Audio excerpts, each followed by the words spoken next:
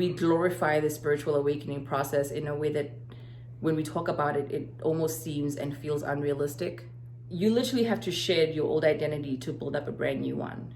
And part of shedding that old identity has a lot to do with a lot of healing. And the process can be brutal, but it's all worth it. It's all worth it because the level of peace, the level of being grounded, the level of self-assuredness that comes with it, I wouldn't trade that for the world. Hey, we are back at the desk. It's your girl D. How have you been? Yay! Today's video is going to be very short and sweet. It's really just based on yesterday's video and the feedback that I've received, not only from the comments on the post that I made the video about, but from the video itself, from people that have reached out to me directly. I am so honored and appreciate the fact that, you know, the message resonates with so many of you. I think that for Black women specifically, we are just at a point in our journey as a collective where we are seeking out ways that help us tap into our feminine energy. And I didn't realize just how needed that messaging was. So for the people that reach out to me directly, DM me, thank you so much. I appreciate you guys. I love you. And yeah, that's really the whole point of this TV show. You know what? Speak it into existence. Yes, TV show. Let's. But that's the whole point of my YouTube channel and me going on this journey with you guys. I want to be able to create a space for us where we can share, learn, and grow with each other. And it can be about all things being a woman and just existing in this space. And again, like I mentioned before, because I am a Black woman and our experience is just so unique to us, I will always speak from a Black woman's perspective. At some point of this journey, I want to be able to bring on other people onto this channel or guest speakers that I can, you know, tackle a subject with so we can get more than just my perspective. Because again, this space is, while I am creating it, it's really more for us versus for me. I know that the best experience that I can have here as a human being is being in a space where I am of service to others. So whatever way I can add value to other people through this channel, through my work as a coach, through my work as a designer, you know, yes, I have my hand in several pots, but I am literally so focused on experiencing myself, my authentic self, in as many ways as it feels right. And to true form, I didn't have a specific topic for today's video, and I feel like that should be the topic. You know, you get to choose how you show up in the world. And the idea that you can only do one thing with your life is false. We are multifaceted as human beings, and we are multifaceted for a reason. We've all seen that meme that says, you know, you need to get you a hobby that, you need to get yourself a hobby that makes you money, a hobby that makes you happy, and a hobby that's something else. Hobbies are things that you enjoy doing, right? So if you get to wake up every day and you enjoy doing what you do for work, you are blessed. Because unfortunately, there are so many people that don't think they deserve that or don't think that they're worthy of it. And that's where all this starts. And I touched on this in yesterday's video. A lot of what we attract to ourselves is rooted in what we feel worthy of and whether or not we think or feel or believe that we deserve. You know, I can want a house in Sedona. I can want it. That want can be warranted. But how I show up and what spirit does to help me depends very much on whether or not I think I deserve it and if I feel like I'm worthy of it. Years ago, I was privileged enough to graduate college and jump right into a job that fell in line with who I was as a person, and it left me feeling so fulfilled that in that space I made a promise to myself that I would never just get a job that's just a job, ever. from that point onward, I promised myself that when I do get a job, it has to be something that's fulfilling and something that feels good to me, and it has to make sense. And I've kept my word about it because I believe I deserve that. I believe that I'm worthy of those experiences. The whole work a job that makes you miserable for a paycheck, that's not in line with who I was, or who I am rather. But to get there, I had to understand who I was. I had to show up authentically. I had to be so in tune with who I was that when things around me didn't fit with who I was, I rejected them. They didn't feel good.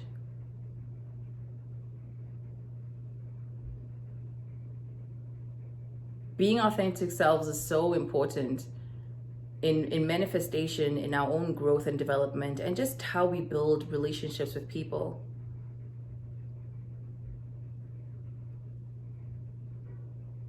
And I can tell you now that the things that I always recommend to people that people do when they start this path is meditate. Learn how to identify your inner voice. Your higher self is connected to you. It is you. It is always talking to you through your intuition.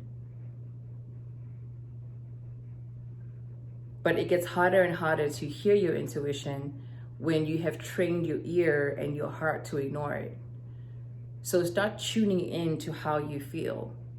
Make it a daily habit to sit and just tune in with yourself. Whether you want to meditate, whether you want to do a body scan and just feel how you feel and tap into your feelings and sit in your heart space for a little bit, do that. When you do things and exhibit certain behaviors that make you pause for a second, ask yourself why you're doing what you're doing. We all have those moments. We all have those moments where we do something like, why did I do that? But then we never really bothered to get to the point where we find the answer. So the next time you do something that says, why did I do that? Ask yourself why you did it. Ask yourself why you did it. When things don't go right in your life, instead of looking at and focusing on the inconvenience that's occurring, ask yourself what that experience is pointing you towards. Is it telling me that I'm not supposed to be here? Is it telling me that I'm supposed to want a specific thing? Is it showing me something that I otherwise wouldn't have seen had this not happened? So start taking on a mentality of things happen for you versus to you. Because that takes you out of the victim mindset, and it puts you in a position where you'll feel, and which you will have, more influence over your circumstances. If things are just happening to me, it's like, oh, I'm helpless. All this stuff is happening to me. But if it's happening for me, it's here to either teach me a lesson or give me a blessing. Either way. If it's giving me a blessing, hallelujah. Thank you. Move in gratitude. If it's a lesson, okay, what are we learning here? How do we not do this? How do we handle this going forward? What is this teaching me about myself? What is this teaching me about this other person? What is this teaching me about my job? What is it teaching me about my relationship? What is it teaching me about politics?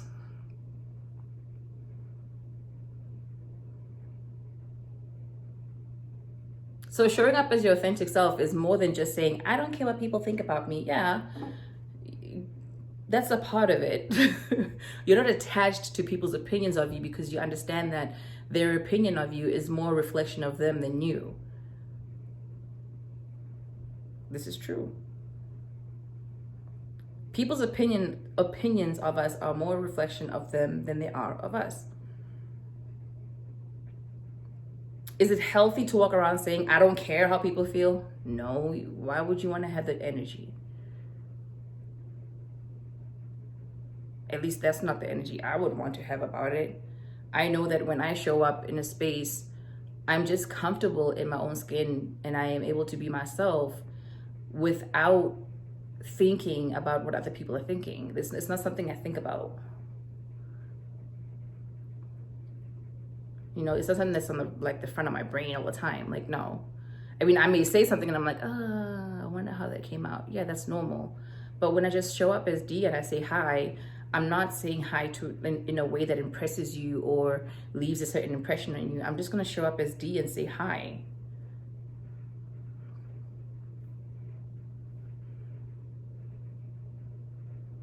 You know, I'm not overly concerned with what your opinion of me is. I just know that I am in a space in my life where being myself and being true to myself and being the best version of myself are my priorities over everything. Because I know that if I'm my best self, I haven't shortchanged myself in our exchange. You know, I can't go back and be like, I shouldn't have done that. That wasn't even really a part of, that's not even really how I feel. No. And that's another thing about authenticity. Like, you are so, when you're authentic, you're consistent. And when you're consistent and you're self-aware, it's very hard for people to tell you who you are.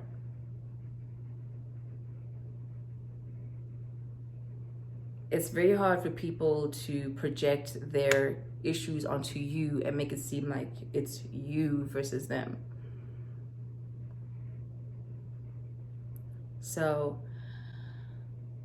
as you start evolving as a person, as you start working on your feminine energy, as you start working on your manifestations, as you start tapping into this magical spiritual world that we are so a part of but have been shut off from, I would invite you to start with creating a very solid relationship with yourself. All right, so these are the two books that I would say, if you're just starting out on your spiritual journey, I would recommend that you would read.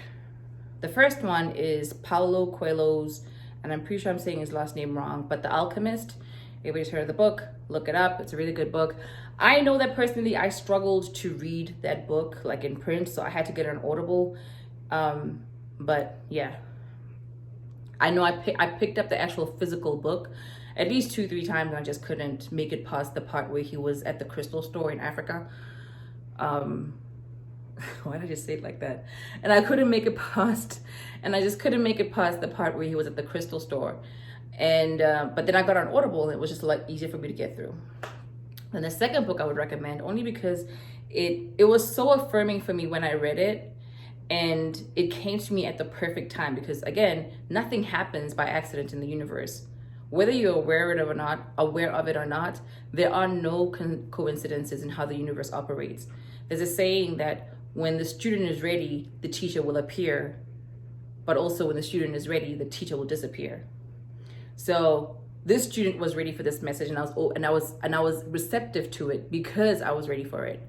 So reading The 4 Agreements by Don Miguel Ruiz is, in my books, a must for anyone that is starting out on their spiritual journey, or anyone that is trying to live a more authentic life and just being in tune with themselves and understanding how they relate to other people. There's 4 agreements that are discussed in the book. The first one is, I have my phone here to remind me because I had forgotten what they were. Excusez-moi. See? Okay, so the 4 agreements are: be impeccable with your word, don't take things personally, don't make assumptions, and always do your best. You follow these 4 rules, you will live the happiest, most problematic, stress-free life of your life. I know this because I do it. All right. Okay. I want to keep this short and sweet. Yesterday's video was straight long. So yeah, let me know if you have any other books that you would recommend to people that are starting their spiritual journey, or people that are interested in just living a more authentic life and tapping into their authentic selves. A lot of what goes into your spiritual awakening is sometimes we glorify the spiritual awakening process in a way that when we talk about it, it almost seems and feels unrealistic. And by that, I mean that you literally have to shed your old identity to build up a brand new one. And part of shedding that old identity has a lot to do with a lot of healing. And the process can be brutal, just depending on what you've experienced in your life. The things that you have to revisit, the things that you have to forgive, the things that you have to let go of, the things that you have to heal from, the things that you have to embrace as a part of you that you may not necessarily want to embrace as a part of you. But it's all worth it. It's all worth it, because the level of peace, the level of being grounded, the level of self-assuredness that comes with it, I wouldn't trade that for the world. And it's not to say that I'm done. No, this is a process.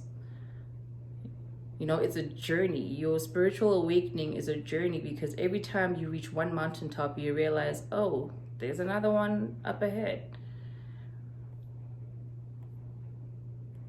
So anyway, I don't even know how this video started.